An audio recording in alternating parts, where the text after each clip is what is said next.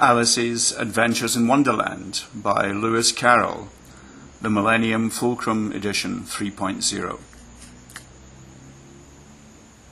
Chapter 1. Down the Rabbit Hole. Alice was beginning to get very tired of sitting by her sister on the bank and of having nothing to do. Once or twice she had peeped into the book her sister was reading, but it had no pictures or conversations in it. And what is the use of a book, thought Alice, without pictures or conversation? So she was considering in her own mind, as well as she could, for the hot day made her feel very sleepy and stupid, whether the pleasure of making a daisy chain would be worth the trouble of getting up and picking the daisies, when suddenly a white rabbit with pink eyes ran close by her. There was nothing so very remarkable in that, nor did Alice think it so very much out of the way to hear the rabbit say to itself, oh dear, I shall be late." When she thought it over afterwards, it occurred to her that she ought to have wondered at this, but at the time it all seemed quite natural. But when the rabbit actually took a watch out of its waistcoat pocket and looked at it, and then hurried on, Alice started to her feet, for it flashed across her mind that she had never before seen a rabbit with either a waistcoat pocket or a watch to take out of it, and, burning with curiosity, she ran across the field after it, and fortunately was just in time to see it pop down a large rabbit hole under the hedge. In another moment, down went Alice after it, never once considering how in the world she was to get out again. The rabbit hole went straight on like a tunnel for some way, and then dipped suddenly down, so suddenly that Alice had not a moment to think about stopping herself before she found herself falling down a very deep well. Either the well was very deep, or she fell very slowly, for she had plenty of time as she went down to look about her and to wonder what was going to happen next. First she tried to look down and make out what she was coming to, but it was too dark to see anything. Then she looked at the sides of the well and noticed that they were filled with cupboards and bookshelves. Here and there she saw maps and pictures hung upon pegs. She took down a jar from one of the shelves as she passed. It was labelled orange marmalade. But to her great disappointment, it was empty. She did not like to drop the jar for fear of killing somebody, so managed to put it into one of the cupboards as she fell past it. Well, thought Alice to herself, after such a fall as this, I shall think nothing of tumbling downstairs. How brave they'll all think of me at home. Why, I wouldn't say anything about it, even if I fell off the top of the house, which was very likely true. Down, down, down, would the fall never come to an end? I wonder how many miles I've fallen by this time, she said aloud. I must be getting somewhere near the centre of the earth. Let me see, that would be 4,000 miles down, I think. For, you see, Alice had learnt several things of this sort in her lessons in the schoolroom, and though this was not a very good opportunity for showing off her knowledge, as there was no one to listen to her, still it was good practice to say it over. Yes, that's about the right distance, but then I wonder what latitude or longitude I've got to. Alice had no idea what latitude was or longitude either, but thought they were nice grand words to say. Presently she began again. I wonder if I shall fall right through the earth. How funny it'll seem to come out among the people that walk with their heads downwards. The antipathies, I think. She was rather glad there was no one listening this time, as it didn't sound at all the right word. But I shall have to ask them what the name of the country is, you know. Please, ma'am, is this New Zealand or Australia? And she tried to curtsy as she spoke. Fancy curtsying as you're falling through the air. Do you think you could manage it? And what an ignorant little girl she'll think me for asking. No, it'll never do to ask. Perhaps I shall see it written up somewhere. Down, down, down. There was nothing else to do, so Alice soon began talking again. Dinah'll miss me very much tonight, I should think. Dinah was the cat. I hope they'll remember her saucer of milk at tea time. Dinah, my dear, I wish you were down here with me. There are no mice in the air, I'm afraid, but you might catch a bat, and that's very much like a mouse, you know. But do cats eat bats, I wonder? And here Alice began to get rather sleepy, and went on saying to herself in a dreamy sort of way, do cats eat bats? Do cats eat bats? And sometimes, do bats eat cats? For, you see, as she couldn't answer either question, it didn't much matter which way she put it. She felt that she was dozing off, and had just begun to dream that she was walking hand in hand with Dinah, and saying to her very earnestly, Now, Dinah, tell me the truth. Did you ever eat a bat? When? Suddenly, thump, thump, down she came upon a heap of sticks and dry leaves, and the fall was over. Alice was not a bit hurt, and she jumped up onto her feet in a moment. She looked up, but it was all dark overhead. Before her was another long passage, and the white rabbit was still in sight, hurrying down it. There was not a moment to be lost. Away went Alice like the wind, and was just in time to hear it say, as it turned a corner, Oh, my ears and whiskers, how late it's getting.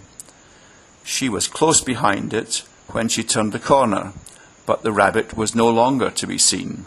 She found herself in a long, low hall, which was lit up by a row of lamps hanging from the roof.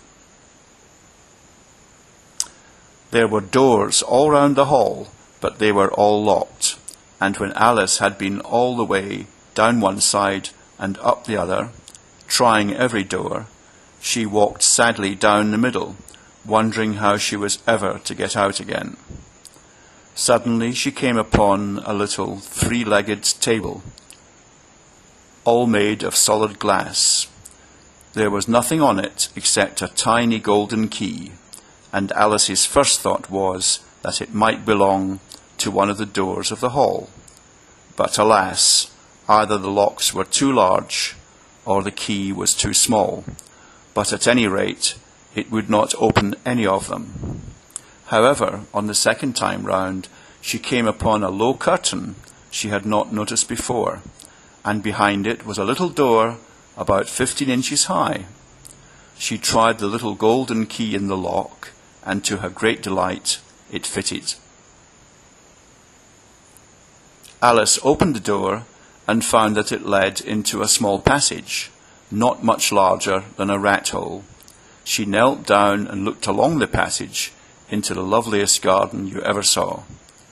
How she longed to get out of that dark hall and wander among those beds of bright flowers and those cool fountains, but she could not even get her head through the doorway.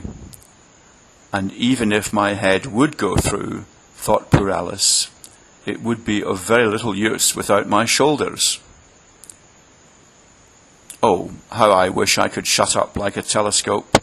I think I could, if I only knew how to begin. For, you see, so many out-of-the-way things had happened lately that Alice had begun to think that very few things indeed were really impossible. There seemed to be no use in waiting by the little door, so she went back to the table. half hoping she might find another key on it, or at any rate a book of rules for shutting people up like telescopes. This time she found a little bottle on it, which certainly was not here before, said Alice, and round the neck of the bottle was a paper label with the words "Drink Me" beautifully printed on it in large letters. It was all very well to say "drink me," but the wise little Alice was not going to do that in a hurry.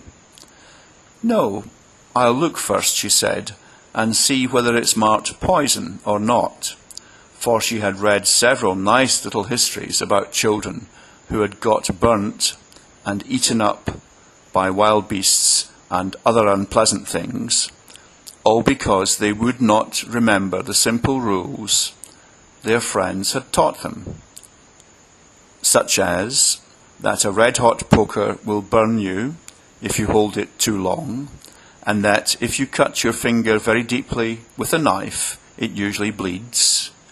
And she had never forgotten that if you drink much from a bottle marked poison, it is almost certain to disagree with you sooner or later.